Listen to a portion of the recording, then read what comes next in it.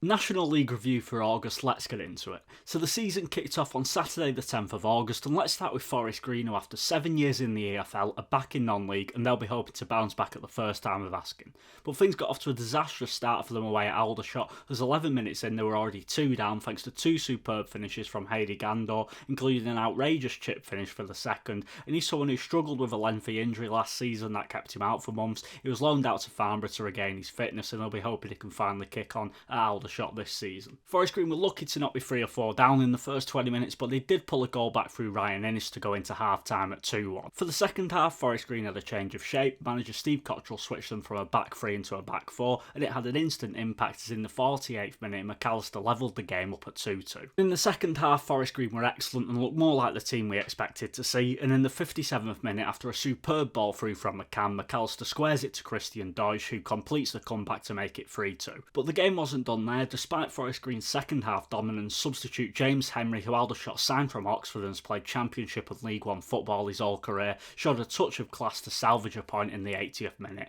and if they can get him fully fit, he'll be some player at this level, but the game finished a very entertaining 3-3 draw. Let's move on to everyone's favourites for the title, Barnet, as they travelled away to Halifax, and with Barnet finishing second last season, keeping hold of all the key players and adding plenty of quality to the squad, signing 12 new players, expectations were high. But after a first half of Barnet dominating possession and struggling to find a way through, it was Halifax who took the lead in the 50th minute. Aidan George skins Collins on the outside, plays the ball into Jamie Cook, who finishes brilliantly to put Halifax 1-0 up. But that lead lasted just 5 minutes as Callum Stead finds himself in space. His shot was saved, but Ben Coker follows in the rebound to bring the game back to 1-1. Halifax were coming into this game off the back of a poor pre-season, and with 4 key players out injured, Halifax fans weren't really expecting anything from this game. But on the 60th minute, Adatero on his debut gave Halifax a huge 2-1 win, a real battling performance from Halifax, who give Barnet an early reality check. Let's move on to Southend, where there was almost 8,000 fans in the ground for their first game under new ownership, and they were at home to York City, and Southend got off to a great start 15 minutes in when right wing back Gus Scott Morris headed them into the lead. But after that, Southend really didn't offer a whole lot, and despite being very well organised, they do lack a bit of a creative spark going forwards. York went on to boss the possession, and such is York's strength in depth, they were able to completely swap out their front 3, and there won't be many teams who enjoy seeing Nathaniel George, Tyrese Sinclair and Lionel John Lewis coming off the bench, and it was only a matter of time before the goal came, and in the 85th minute, substitute Lionel John Lewis headed in from a corner to get the equaliser. York were disappointed not to win in the end as they had Southend on the back foot, but they had to settle for a point apiece. The first thrashing of the season was handed out by Gateshead, who put 5 past a hopeless looking Ebbsfleet side thanks to goals from Owen Oseni, Callum Whelan and a hat-trick from captain Greg Ollie. This was a dominant display from Gateshead, with the only real negative of the day being the injury to centre-back Joe Grayson, who looks like he could be out for a while, and he'll be a big miss for Gateshead. But for as good as Gateshead were, Ebbsfleet were very poor, constantly giving the ball away, no organisation, defending that you'd expect to see at a Sunday League level. They've gone from one extreme last season of only playing out from the back to under Searle only hoofing long balls out from the back upfield to nobody. They did pull a goal back at the end through striker Dominic Polian, who scored 16 goals last season for Ebbsfleet,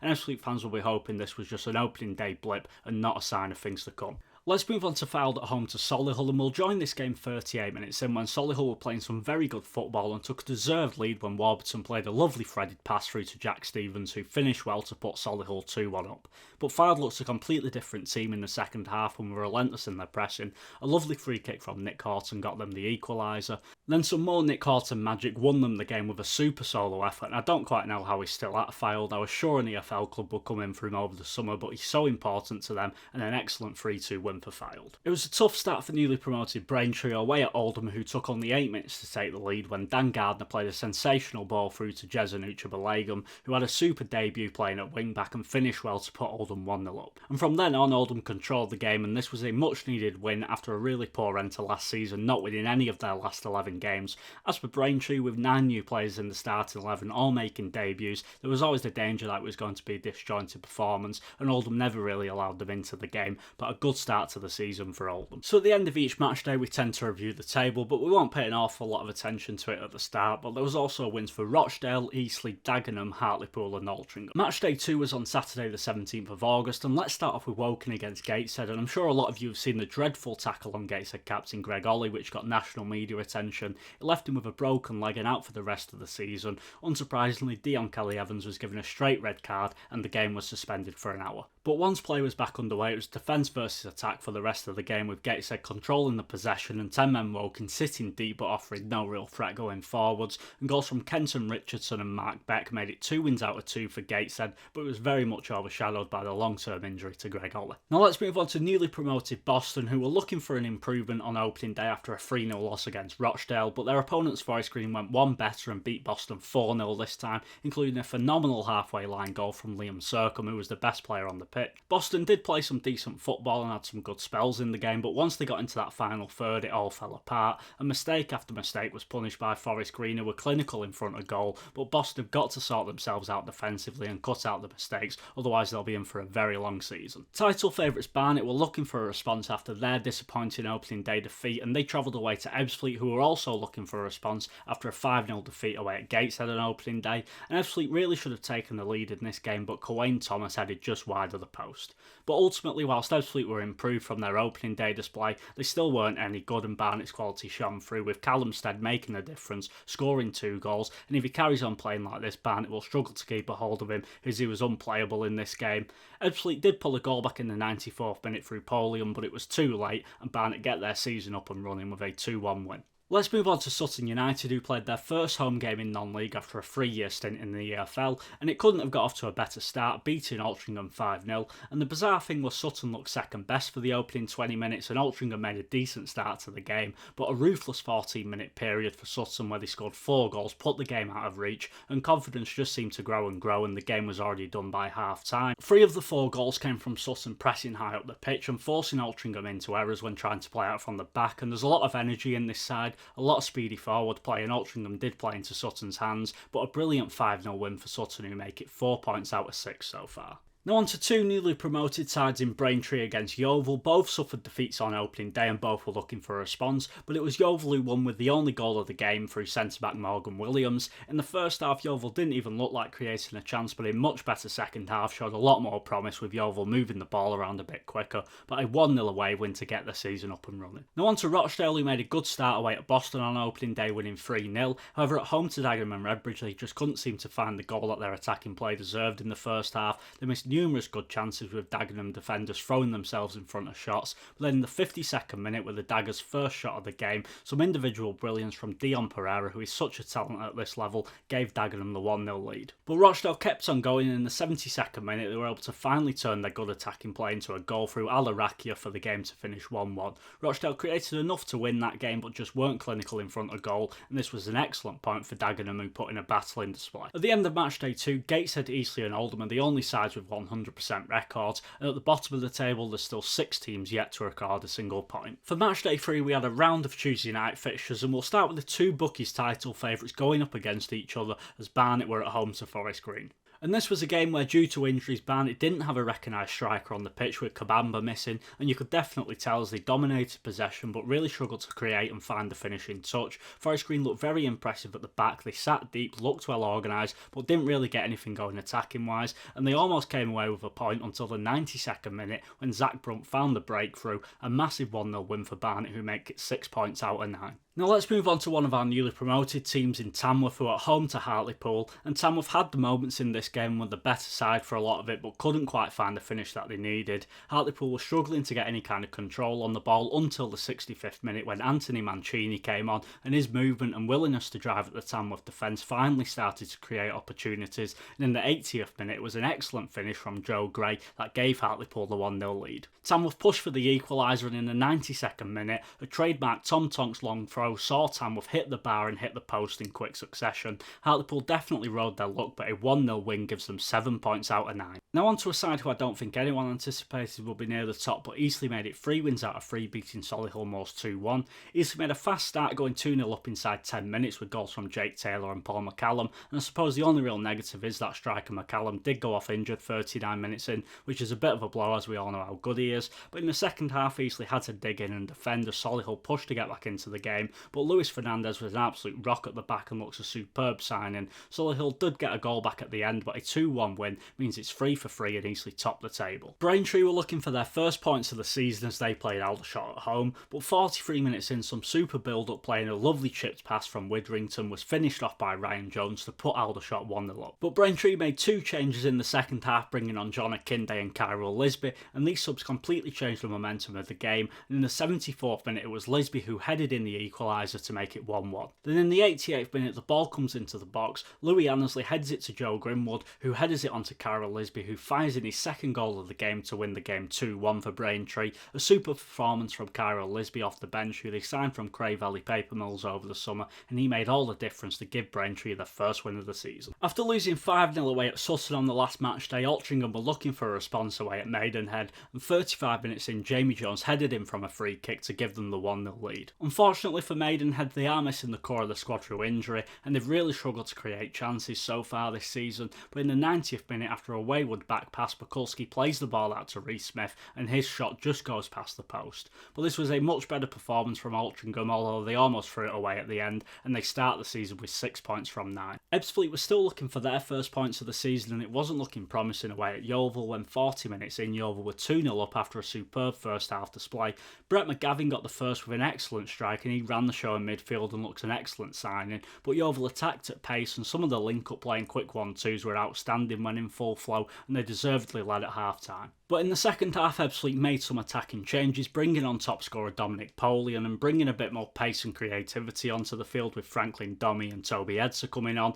and for a 10-minute period, Yeovil couldn't get out of their own half, and in the 67th minute, Ebbsfleet levelled the game through a Dominic Samuel strike, which after the first half, I don't think anyone saw Ebbsfleet getting back into this game. But then Yeovil responded with some changes of their own, bringing on striker Harvey Greenslade, and after 2 shots from Frank Newblay with 1 rebounding off the post, there was Greenslade to slot the ball into the back of the net to win the game in the 81st minute. A 3-2 victory for Yeovil, and it's 3 defeats out of 3 for Ebbsfleet. At the end of matchday 3, Eastleigh remain the only side with a 100% record as they lead the way at the top. At the bottom, Wealdstone, Maidenhead, Ebbsfleet and Boston are all yet to record a single point. Now on to matchday 4, and let's start with Oldham, who were looking to maintain their unbeaten start away at Aldershot, and Oldham probably had the better of the first half and missed 2 golden chances with Fondup and Jesuit Belegum. In the 37th minute, the ball ricochets into the path of James Henry, who slots it in to make it 1-0 to Aldershot. And Oldham continued to threaten, but with their main man James Norwood out injured, they don't seem to have a regular goal scorer, and James Henry showed he looks a class above at this level, scoring his second of the game to make it 2-0 to Aldershot. Oldham immediately pulled a goal back through right wing back Reagan Ogle, but from then on Aldershot upped the tempo, and Oldham, who've been defensively solid in the first 3 games, struggled to cope with their pace and movement, and Aldershot were 3-1 up thanks to Tyler Frost. And Aldershot put the game beyond doubt with a Theo Witherington penalty to make it 4-1, a very impressive and clinical performance from the Shots, who make it 7 points from the first 4 games. Now on to Boston, who've had a very tough first 3 games, but they had the chance to get their first points on the board up against newly promoted Tamworth, and 40 minutes in, Boston got their first goal of the season through a J-Row header. And this was a much better Boston performance with plenty of energy, and they had chances to kill the game off, but in the 93rd minute, Tamworth equalised with a peach of a goal from Chris Ray to salvage a point and break Boston hearts. Let's move on to Barnet, who were at home to Southend, and many suggested that when Barnet signed Harry Chapman from Bradford that he'd be way too good for this league when up to full fitness, and it was his strike that opened the scoring for Barnet 30 minutes in. And in the first half, Southend had to withstand a lot of pressure with Barnet moving the ball around brilliantly, but Southend were much better in the second half, and in the 64th minute, a Jack Bridge cross found its way to Gus Scott Morris to get Southend back on level terms. But just 5 minutes later, as soon as Southend had the momentum and were getting on top, Gav Miley brought down Shelton in the box and the referee pointed to the spot. And it was Shelton who stepped up to take the penalty, and he wrong-footed the keeper to make the game 2-1 and give Barnet their 3rd win in a row. Now on to Sutton versus York, 2 sides who both started the season very well, both on 7 points, and it was York who took the lead in this game with a lovely back heel from Akinyemi to square the ball for Marvin Armstrong to put York 1-0 up. But it only took Sutton 3 minutes to get the game level as Will Davis rose highest for a header to level the game at 1-1. And this was an end-to-end game with both sides guilty of missing chances, but it was Sutton who took the lead in the 73rd minute as Josh Cawley was unmarked in the box to make it 2-1. When York are chasing a game and are in need of a goal, there's not many better impact subs than striker Lionel John Lewis, and after Ollie Pearce rounded the keeper, he squared it to substitute Lionel John Lewis to give York a late equaliser. Two sides who looked very dangerous going forwards that I'd expect to be around the playoffs, and both sides maintain their unbeaten starts to the season. We've yet to really give Wealdstone a mention, but they lost their opening 3 games and are really struggling with injuries, with 5 key players currently missing, but they did take the lead away at Hartlepool through Mika Obiero in the 37th minute. And Wealdstone were moments away from getting their first win of the season, but in the 97th minute a superb ball over the top from Dixon picks out Manny D, who rescued a late point, and Hartlepool haven't really been convincing in any of their games, but they remain unbeaten and prevent Wealdstone from getting their first win of the season. This season's surprise package easily made it 4 wins out of 4 with a 1-0 win away at Altrincham thanks to a Chris Maguire penalty. Altrincham look majorly toothless up front at the moment with only 2 goals in 4 games, and both those goals came from defenders. Striker Joe Nuttall, who they had high hopes for on loan at Oldham, has offered very little, and they look much better towards the end with Reagan Linney on the pitch over Nuttall, but it's 4 wins from 4 for Eastleigh, who remain top of the table. So at the end of matchday 4, Eastleigh continue to lead the way with 12 points out of 12, closely followed by Gateshead in second. At the bottom of the table there's still 5 sides looking for their first win of the season, and Ebbsfleet remain bottom on 0 points. For matchday 5 we had a full fixture list on Bank Holiday Monday, and let's start with Maidenhead, who were still looking for their first win of the season, but they had their toughest fixture yet up against Barnet. Maidenhead hadn't scored a single goal in their first 4 games, but that streak was finally broken as 14 minutes in, last season's top scorer Reece Smith rounds the keeper to put them 1-0 up. Barnet controlled possession in the first half, but Maidenhead looked to counter and exploit the Barnet high line, and that's exactly what happened in the 40th minute as Mitchell Lawson gets in behind and finds Abrahams, who finishes off to make the game 2-0.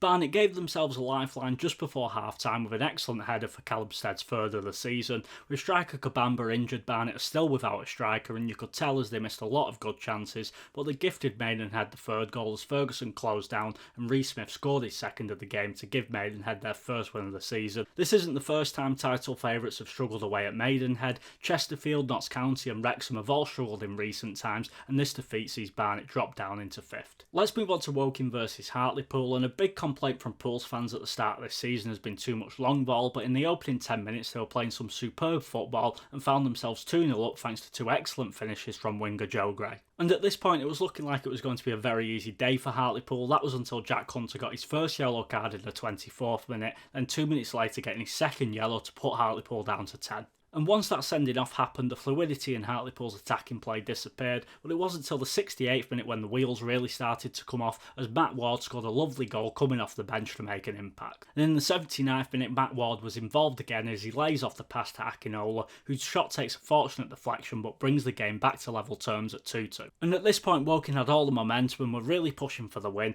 In the 92nd minute, it was that man involved again. Matt Ward crosses the ball into Harry Buterman, who finishes brilliantly to complete the comeback. And Matt Ward must be a nailed-on starter for the next game as him and striker Kendall coming off the bench changed the game. Hartlepool's unbeaten start is ended and Woking win their 3rd game on the spin to climb up to 4th. Now on to York, who were looking to maintain their unbeaten start at home to early struggle as Boston, but Boston proved a much tougher test than York probably anticipated. York midfielder Dan Batty has been sensational in his first 4 games, but Boston marked him out of the game, looked dangerous on the counter and York had no answer for it, and in the 67th minute Frankie Maguire squared the ball to Jacob Hazel, who put Boston 1-0 up. And York can't say that goal wasn't coming as Boston were excellent in the second half, and in the 87th minute Keaton Ward wrapped the game up to give Boston their first win of the season. It's fair to say that Rochdale have had a mixed start to the season and they left it late to beat Yeovil Town. After a very pedestrian first 70 minutes from Rochdale, they clicked into gear for the last 20, and a Conor McBride strike in the 92nd minute was enough to secure the win to make it 8 points from their first opening 5 games. Newly promoted Tamworth were one of 5 sides still looking for their first win of the season, and things got off to a good start when Jordan Colline-Lebird's header put them 1-0 up at home to Aldershot inside 8 minutes. But Aldershot looked threatening in the first half, and after some good work from Dejan Tetek, Jack Barnum smashed the ball into the back of the net to make the game 1-1. Aldershot made 6 changes from the side who beat Oldham 4-1 in the last match day due to a mix of injuries and players carrying knocks, but on this second half display fans will be questioning whether the squad depth is good enough. Chris Rep put Tamworth into a 2-1 lead, then 4 minutes later to Shunga scored a wonder goal to put Tamworth 3-1 ahead. Aldershot improved towards the end of the game and James Henry came off the bench to show his class for his fourth of the season to pull a goal back, but Tamworth managed to hang on for their first win of the season. Southend and Dagenham have had identical starts to the season, both winning one, drawing two and losing one, and we'll join this game in the 73rd minute when the ball falls to Josh Rees, who scored his third of the season to put Daggers 2-1 up. Dagenham have taken the lead in 4 out of their 5 games so far, but they seem to struggle to see games out, and once again Dagenham sat deep and invited pressure onto themselves. They'd taken off attacker Dion Pereira in favour of a defender, and despite having everyone camped on the edge of the box, they failed to stop the cross, and in the 92nd minute, right wing back Gus Scott Morris scored his 4th of the season, and he seems to be excellent at throwing himself at crosses inside the box, and he rescued Southend a point for the game to finish 2-2. So at the end of Matchday 5, Eastleigh still lead the way at the top of the table with 13 points, followed closely behind by Gateshead, Sutton, Woking and Barnet. At the bottom, Ebbsfleet got their first point of the season, drawing 0-0 against Braintree, and Boston, Wealdstone and Maidenhead make up the rest of the relegation zone. So for the final matchday of August, the game's finished about 2 hours ago, so we'll just quickly blast through some results and see what that means for the table. So at the top, Gateshead lead the way after beating Eastleigh 2-1 to leapfrog them into first. Barnet demolished Tamworth, winning 7-0 to go into third. Wins for Rochdale, Forest Green, York and Aldershot see them make up the rest of the playoffs. In the bottom half, Fylde vs Southend was postponed a couple of hours before kick-off due to Southend's train being cancelled, meaning the players couldn't get to the ground on time, so that game has been postponed. All of the bottom 4 sides lost, and a 1-0 defeat for Ebbsfleet at home to Halifax means they are the only side yet to register a win so far, 6 games in. So that is the review done with. Join me next month when we'll review all the National League action at the end of September.